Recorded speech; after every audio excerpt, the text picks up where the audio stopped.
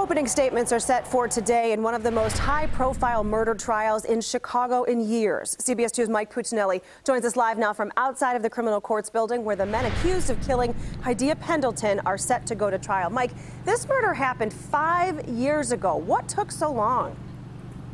Yeah, it's an incredibly long delay, that's for sure. Now this, as you mentioned, is a very high-profile case, but it's also very complex. Throw in a lawyer change in the middle of all that, and it adds up to a delay of well over 5 years.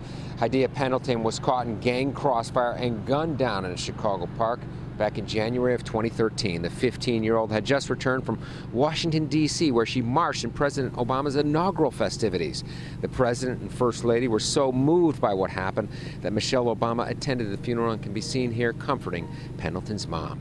2 accused gang members were picked up and charged with the crime less than 2 weeks after it happened. Prosecutors say Kenneth Williams drove the getaway car and Michael Ward fired the fatal shot.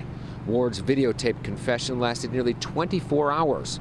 One of the detectives involved in that interrogation worked with disgraced former police commander John Burge, who was accused of extracting confessions through torture. Then Ward switched his attorney. There's been a change of lawyers. There's been evidentiary rulings on admissibility of statements. There's questions about the reliability of the confession. There's even issues about the reputation of the detectives that have been litigated in this case.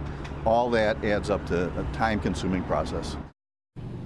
Now, another thing that's interesting about this case is that the trials will happen simultaneously, but with 2 different juries. One of the issues, Ward confessed in this case and then recanted that confession, but Williams did not. So anytime there's discussion of that confession in the courtroom, the jury for the Williams case will have to leave the courtroom.